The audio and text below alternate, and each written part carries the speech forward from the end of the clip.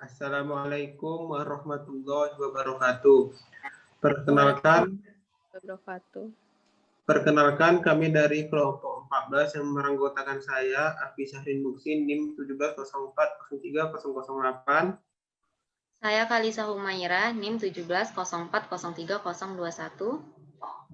Saya Merangi Istihar, NIM 1704030036. Kami ingin mempresentasikan PowerPoint kami mengenai saham dan obligasi. Yang pertama yaitu dijelaskan oleh saya sendiri. Adapun pembahasan yang akan dibahas yakni pengertian saham, keuntungan pemilikan saham, risiko dan penilaian saham, pengertian obligasi, keuntungan obligasi, jenis dan karakteristik obligasi. Yang pertama yaitu pengertian saham. Saham merupakan salah satu instrumen investasi yang paling banyak ditawarkan oleh perusahaan dan paling banyak diminati para investor. Hal ini disebabkan karena saham mampu memberikan tingkat keuntungan yang tinggi dengan tingkat risiko tertentu. Saham adalah tanda penyertaan modal seseorang atau pihak badan usaha dalam suatu perusahaan yang berbentuk perseroan terbatas. Adapun keuntungan kepemilikan saham yaitu yang pertama capital gain, merupakan selisih dari harga beli serta harga jual saham yang dilakukan. Dalam hal ini pemegang saham akan mendapatkan keuntungan dari penjualan saham. Yang kedua yaitu dividen, merupakan keuntungan perusahaan yang kemudian dibagikan bagi para pemegang saham. Yang ketiga yaitu saham bonus. Keuntungan pemegang saham dapat pula diperoleh dari saham bonus yang diambil dari agio saham. Agio saham merupakan selisih antara harga jual terhadap harga normal suatu saham ketika perusahaan melakukan penawaran di pasar perdana. Yang ketiga yaitu risiko saham. Risiko investasi saham terdiri dari risiko tidak sistematik dan risiko sistematik. Risiko sistematik merupakan risiko yang tidak dapat dikurangi sekalipun dengan proses diversifikasi. Oleh karena itu, risiko sistematik dikatakan juga sebagai undiversified risk. Yang kedua yaitu risiko tidak sistematis. Risiko tidak sistematis yaitu risiko yang terkait dengan fluktuasi dan siklus bisnis dari industri tertentu. Setiap industri memiliki karakteristik tersendiri yang dipengaruhi oleh variabel-variabel ekonomi secara spesifik. Yang keempat yaitu penilaian saham. Dalam pasar keuangan, penilaian saham adalah metode perhitungan nilai-nilai teoritis dari sebuah perusahaan dan saham mereka. Kegunaan utama dari metode ini adalah untuk memprediksi harga pasar di masa depan. Semua itu untuk mendapatkan keuntungan dari pergerakan harga saham yang dinilai terlalu rendah akan dibeli. Sedangkan saham yang dinilai terlalu tinggi akan dijual dengan harapan bahwa saham yang nilainya terlalu rendah secara keseluruhan akan naik nilainya. Jenis-jenis penilaian saham yaitu nilai buku, yang merupakan nilai saham yang berdasarkan pembukuan perusahaan emiten. Ada rumus dari nilai buku yaitu total ekuitas per jumlah saham beredar. Yang kedua yaitu nilai pasar.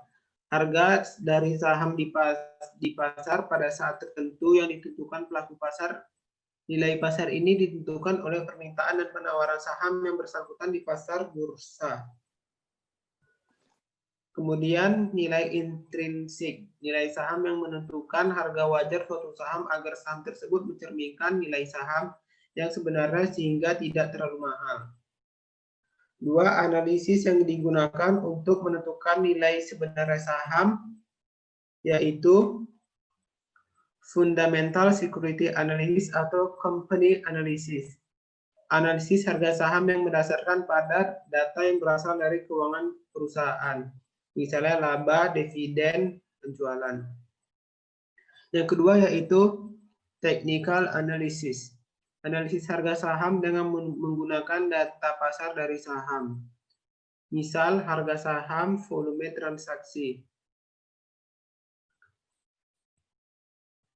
Yang berikutnya yaitu pengertian obligasi. Tandelilin mendefinisikan obligasi sebagai sebuah sekuritas berupa surat utang yang menjanjikan pembayaran bunga kupon obligasi secara periodik kepada pemegangnya serta pelunasan obligasi pada saat jatuh tempo obligasi. Obligasi merupakan salah satu instrumen investasi yang dapat dijadikan alternatif investasi selain saham. Berbeda dengan saham yang memberikan hak kepemilikan kepada pemegangnya. Obligasi merupakan pinjaman yang diberikan oleh investor pada penerbit obligasi. Keuntungan obligasi bagi penjual, yakni ada 3. Bunga obligasi cenderung lebih rendah dibandingkan bunga pinjaman kredit di bank. Hal tersebut berfungsi untuk pengembangan bisnis. Yang kedua yaitu investor obligasi tak punya hak atas internal perusahaan.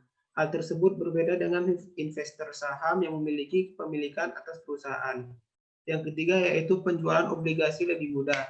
Obligasi lebih murah dari segi biaya penerbitan ketimbang menerbitkan saham baru. Jenis-jenis obligasi. Ditinjau dari hak penukaran atau opsi terdapat 6 jenis, yaitu convertible bonds, yakni untuk mengkonversikan obligasi tersebut ke dalam sejumlah saham milik penerbitnya. Yang kedua, exchangeable bonds, untuk menukar saham perusahaan ke saham perusahaan afiliasi milik penerbitnya. Kemudian callable bonds, untuk membeli kembali obligasi pada harga tertentu. Kemudian mutable bonds yang mengharuskan emiten membeli kembali obligasi pada harga tertentu. Kemudian serial bonds, obligasi yang metode pelunasannya dilakukan secara bertahap. Dan yang terakhir yaitu perpetual bonds, obligasi yang tidak memiliki waktu jatuh tempo. Kemudian ditinjau dari sisi jaminan atau collateral, yakni secured bonds, obligasi yang dijamin dengan kekayaan tertentu milik penerbitnya atau dengan jaminan lain dari pihak ketiga. Yang kedua yaitu unsecured bonds, obligasi yang tidak dijamin dengan kekayaan tertentu tetapi dijamin dengan kekayaan penerbitnya secara umum. Kemudian ditinjau dari sisi penerbit ada 3, yaitu corporate bond, government bonds, dan municipal bonds. Corporate bond, obligasi yang diterbitkan oleh perusahaan baik berbentuk badan usaha milik negara maupun swasta. Yang kedua, government bonds, yaitu obligasi yang diterbitkan oleh pemerintah. Dan yang terakhir, municipal bonds, yaitu obligasi yang diterbitkan oleh pemerintah daerah. Kemudian ada karakteristik obligasi. Ada 5, yakni nilai obligasi, jumlah dana yang dipinjam. Yang kedua, jangka waktu obligasi. Yang ketiga, principal and coupon rate. Yang keempat, jadwal pembayaran. Dan yang terakhir yaitu diterbitkan oleh perusahaan atau pemerintah. Yang pertama yaitu nilai obligasi. Penentuan besar kecilnya jumlah dari penerbitan obligasi berdasarkan aliran arus kas perusahaan. Yang kedua yaitu jangka waktu obligasi. Setiap obligasi harus mempunyai masa jatuh tempo atau berakhirnya masa pinjaman atau maturity, biasanya dalam kurun waktu 5 tahun. Berikutnya yaitu principal and coupon rate. Nilai prinsipal obligasi adalah jumlah uang yang disetujui oleh para penerbit obligasi. Sedangkan coupon rate adalah suatu tingkat bunga yang disetujui penerbit untuk dibayar kepada pemegang obligasi setiap tahun. Dan yang terakhir yaitu jadwal pembayaran. Kewajiban suatu pembayaran kupon obligasi oleh perusahaan penerbit ini dilakukan secara berkala sesuai dengan kesepakatan sebelumnya. Bisa dilakukan triwulan, semesteran, atau tahunan. Kemudian yaitu harga obligasi. Harga obligasi adalah salah satu harga apabila kita ingin membeli atau menjual obligasi di pasar modal baik melalui transaksi bursa maupun OTC. Beberapa hal yang mempengaruhi harga obligasi adalah sebagai berikut, yaitu 1. Nominal, suatu harga obligasi sebagaimana pada waktu penerbit. Yang kedua, tingkat bunga, suatu tingkat bunga yang umum berlaku dalam masyarakat sebagai pembanding kupon bunga obligasi. Kemudian, jangka waktu jatuh tempo, suatu jangka waktu sejak obligasi diterbitkan sampai dilunasi oleh penerbitnya. Kemudian, yang terakhir, periode pembayaran bunga. Suatu periode waktu di mana penerbit melakukan pembayaran kupon, biasanya 3 bulan atau 6 bulanan. Berikut ini merupakan sumbernya, yakni ada 7. Demikianlah presentasi dari saya. Jika ada yang ingin bertanya, boleh bertanya. Oke, nama saya Mirangi Isdihar. Saya ingin bertanya kepada Alfi Syarin. Jadi kan kalau misalnya pemegang saham itu kita bisa memiliki hak. Nah, coba sebutkan jenis hak pemegang saham. Terima kasih. Berikutnya, Baik, saya ingin bertanya. Tadi kan ada menjelaskan tentang karakteristik obligasi, yaitu prinsil dan coupon rate. Boleh dijelaskan nggak apa perbedaan kedua itu? Terima kasih. baiklah, saya akan mencoba menjawab pertanyaan dari Saudara Mirangi. Apa-apa saja hak pemegang saham? Yang pertama yaitu hak kontrol. Yaitu hak untuk memilih dewan direksi sehingga dapat mengontrol kebijakan direksi. Yang kedua yaitu hak penerima pembagian keuntungan, karena sebagai pemilik perusahaan, pemegang saham biasa berhak mendapatkan bagian keuntungan perusahaan. Dan yang terakhir yaitu hak preventif, yaitu hak untuk mendapatkan persentase kepemilikan yang sama jika perusahaan mengeluarkan tambahan saham baru. Hak ini bertujuan untuk melindungi hak kontrol dan pemegang saham lama. Yang kedua, melindungi pemegang saham lama dari nilai merosot. Apakah Saudara Mirangi dapat menerima tanggapan dari saya? Iya, saya menerima. Terima kasih. Baiklah, yang kedua yaitu saya akan menjawab pertanyaan dari Kalisa Humaira, yaitu karakteristik obligasi yang prinsipal dan coupon rate. Baiklah, yang prinsipal yang pertama yaitu nilai prinsipal obligasi, yaitu sejumlah uang yang disetujui oleh para penerbit obligasi agar dibayarkan pada pemegang obligasi pada masa jatuh tempo. Nah, masa jatuh tempo ini biasanya dalam kurun waktu 5 tahun, 2 tahun, 3 tahun, sesuai dengan jenis-jenis obligasi yang kita pilih. Kemudian coupon rate yaitu suatu tingkat bunga yang disetujui penerbit untuk dibayar kepada pemegang obligasi setiap tahun. Nah, bedanya prinsipal obligasi itu dia dalam kurun waktu 1, 2, 3, 4, 5 itu sesuai dengan jenis obligasi yang kita pilih. Sedangkan coupon rate itu dia setiap tahun aja. Apakah dapat menerima? Jawaban yang bagus, Alfi. Terima kasih. Baiklah. Demikianlah presentasi dari saya. Kemudian dilanjutkan kepada Saudara Kalisa.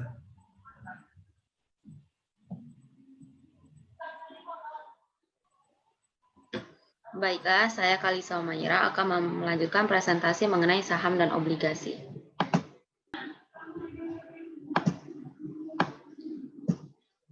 Pertama, ada pengertian saham. Pengertian umum dan sederhana saham adalah surat berharga yang dapat dibeli atau dijual oleh perorangan atau lembaga di pasar tempat surat tersebut diperjualbelikan. Saham juga dapat didefinisikan sebagai tanda penyertaan modal seseorang atau pihak atau badan usaha dalam suatu perusahaan atau perseroan terbatas. Keuntungan kepemilikan saham. Yang pertama itu ada capital gain. Capital gain merupakan selisih antara harga beli dan harga jual saham. Umumnya, jika suatu perusahaan memiliki usaha yang berjalan baik, maka banyak investor tertarik membeli saham tersebut.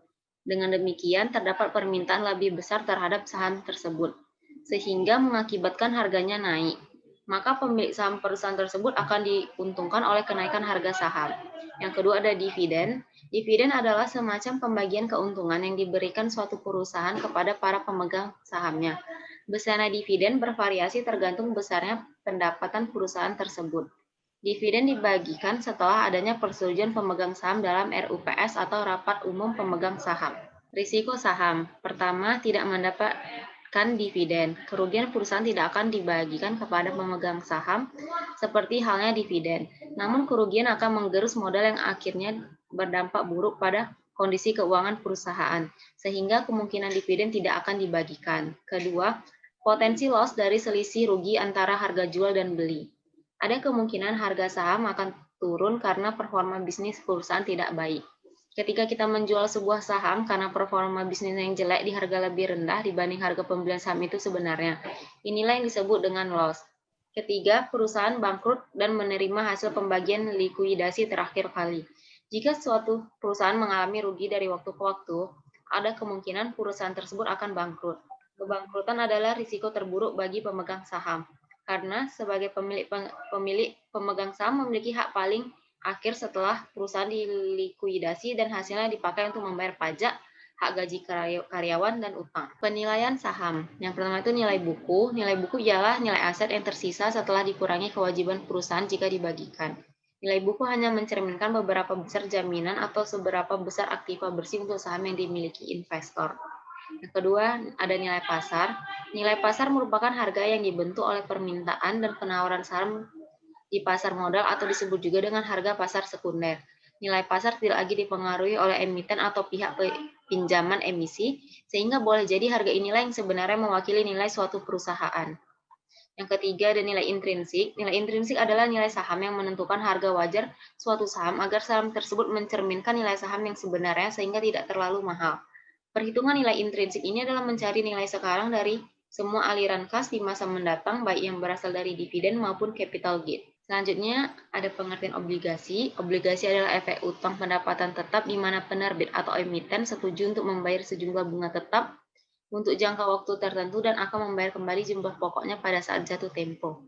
Atau obligasi pada dasarnya adalah suatu pengakuan utang atas pinjaman yang diterima oleh perusahaan penerbit obligasi dari masyarakat pemodal.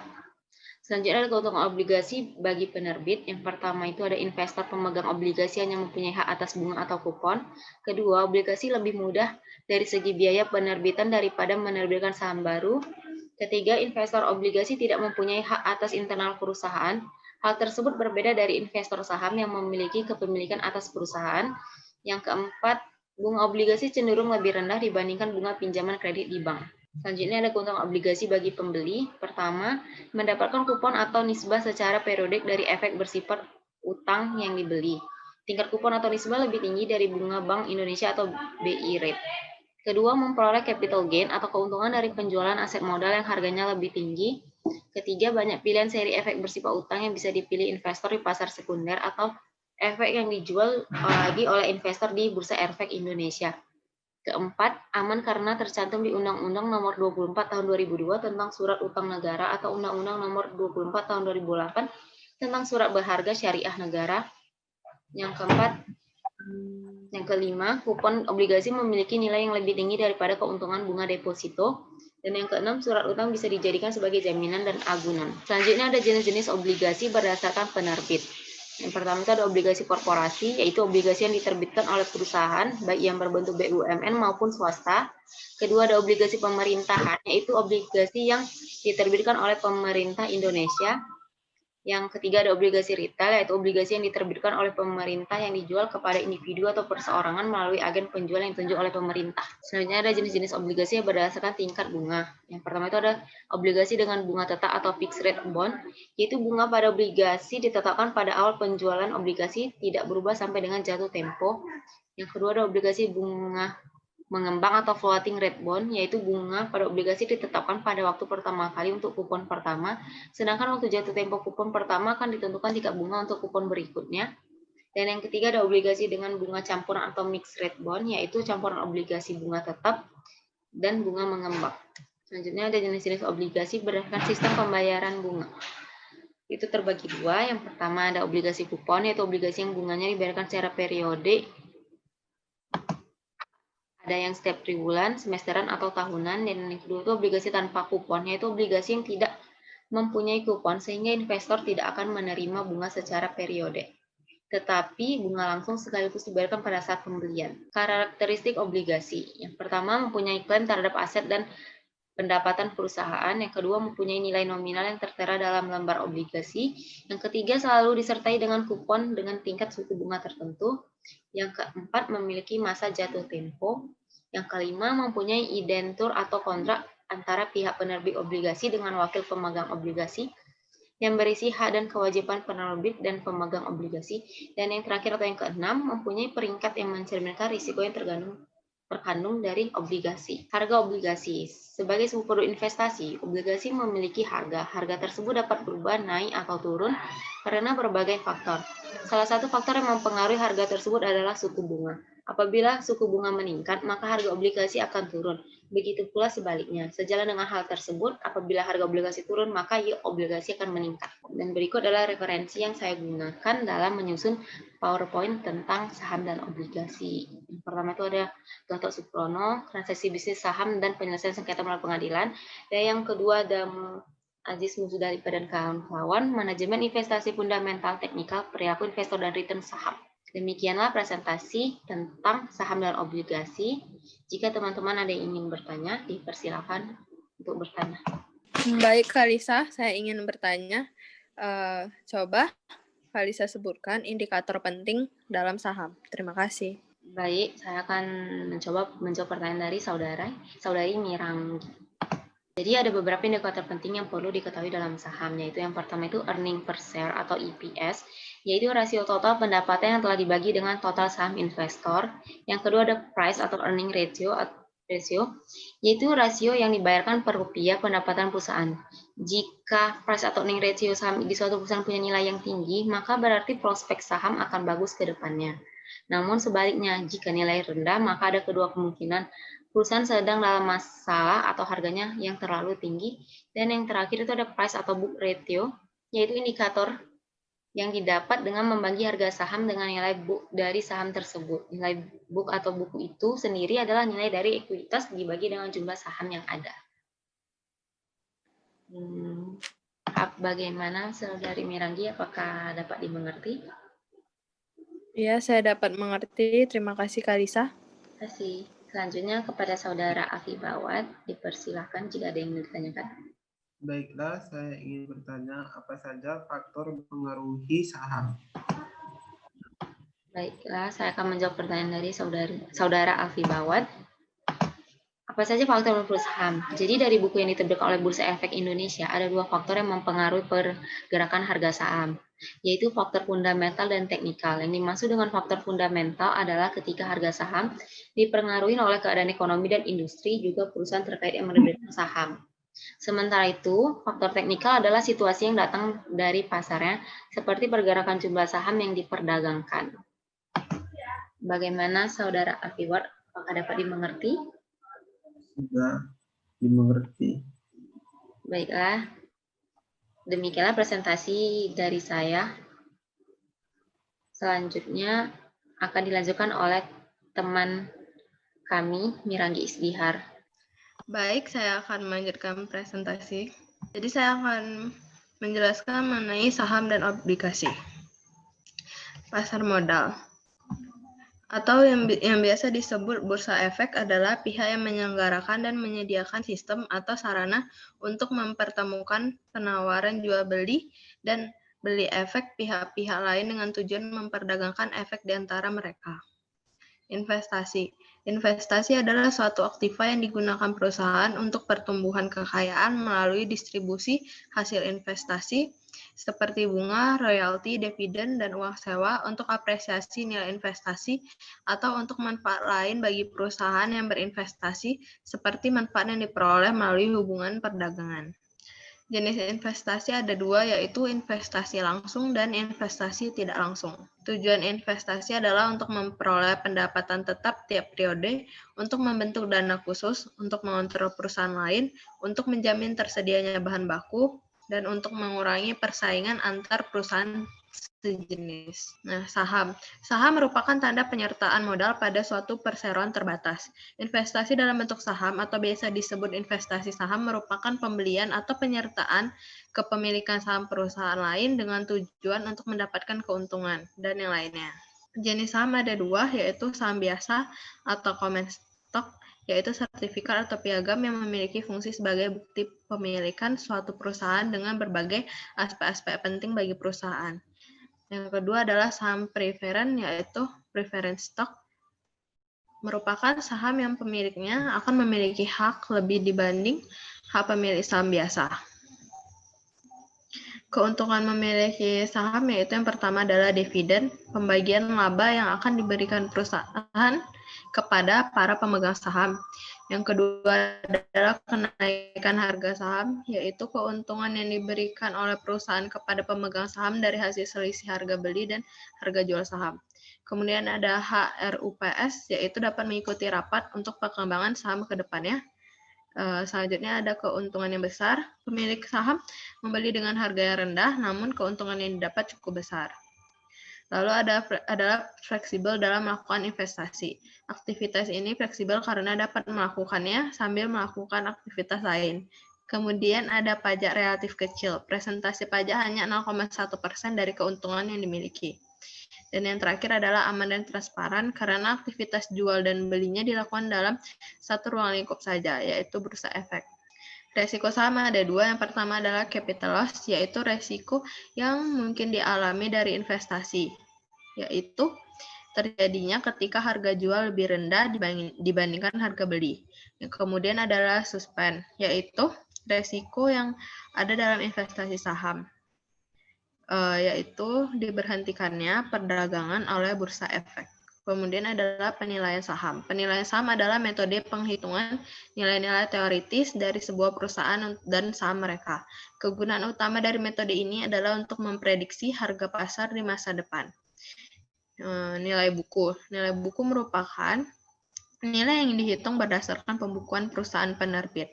Nilai buku dan nominal dapat dicari dalam atau ditentukan berdasarkan laporan perusahaan keuangan.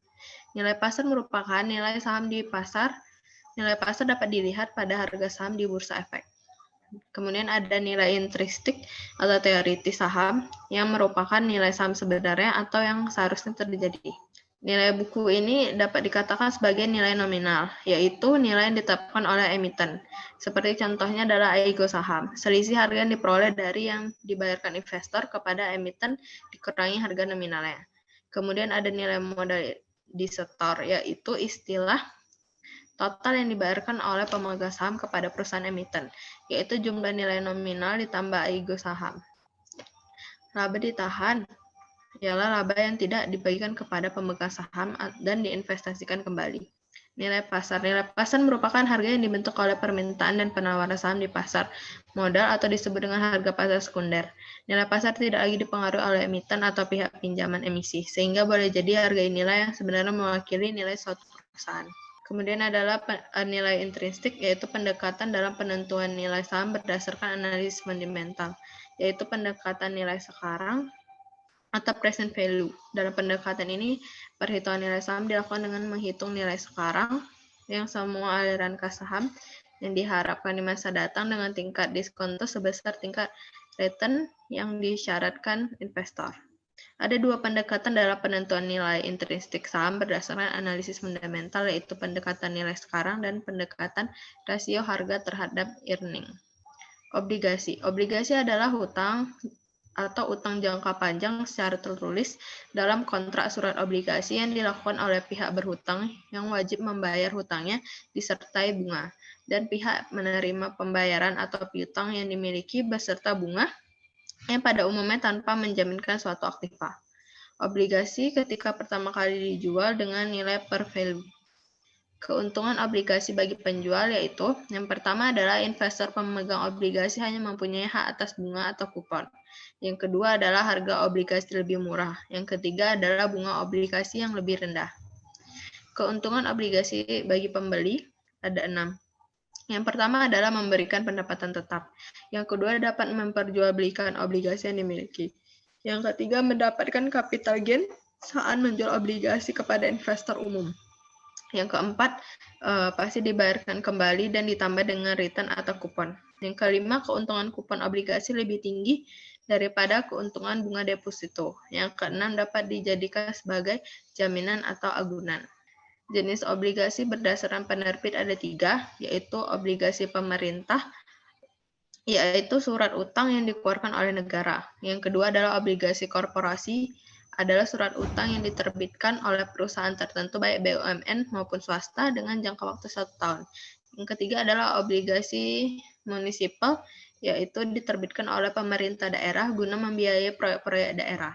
Kemudian ada jenis obligasi berdasarkan pembayaran bunga. Yang pertama adalah zero coupon bond atau obligasi tanpa bunga, yaitu surat utang yang atau dengan ada atau tidaknya memberikan kupon secara berkala. Yang kedua adalah obligasi kupon, yaitu surat utang ini menjanjikan bunga secara berkala kepada investor.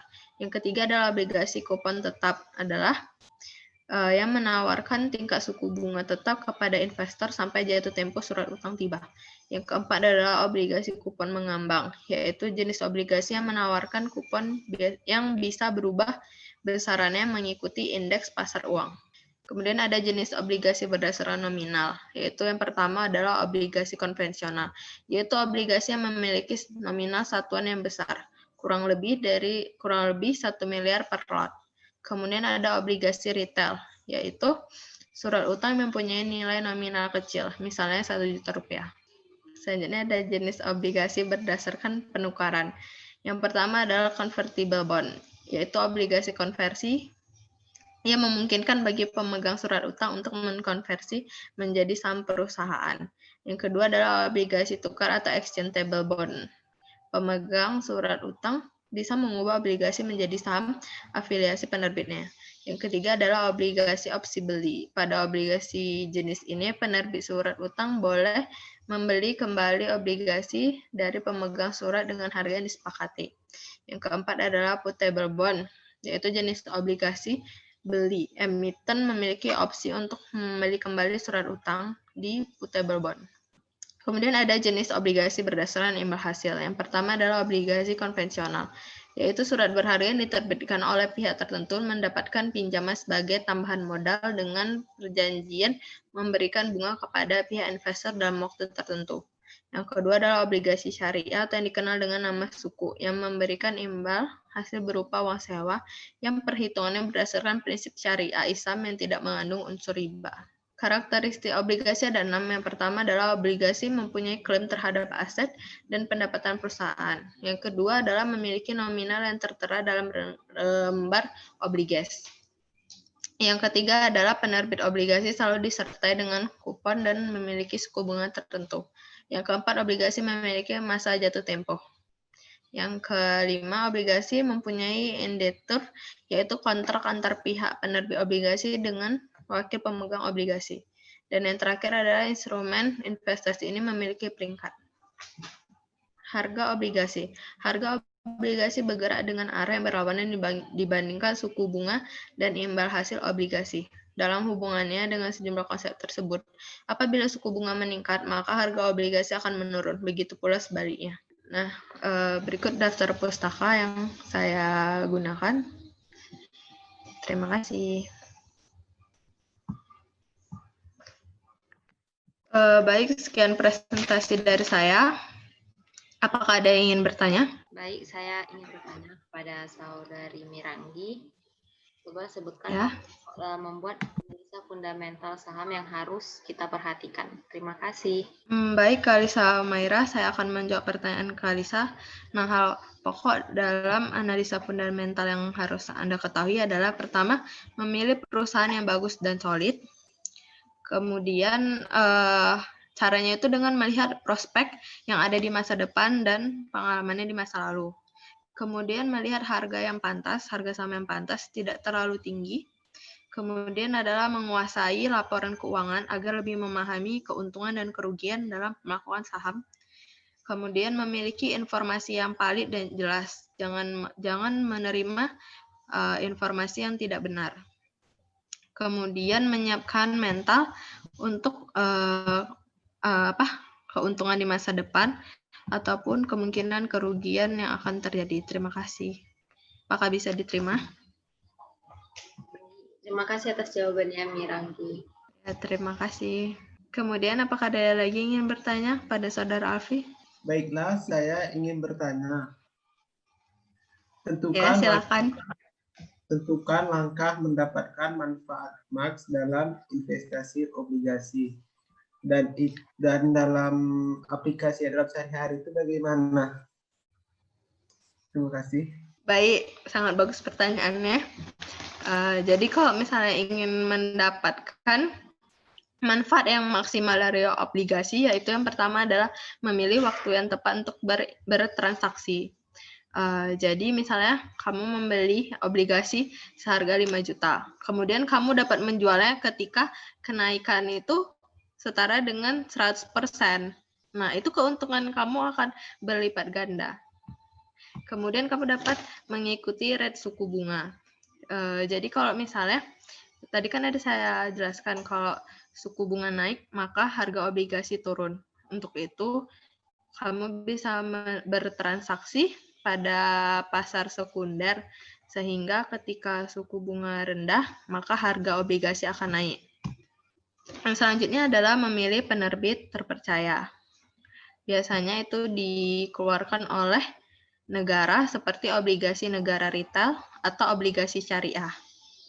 Dan yang terakhir adalah melakukan investasi online. Tujuannya adalah agar kamu dapat melakukan pekerjaan kamu seperti biasa, namun dapat melakukan investasi dengan tepat.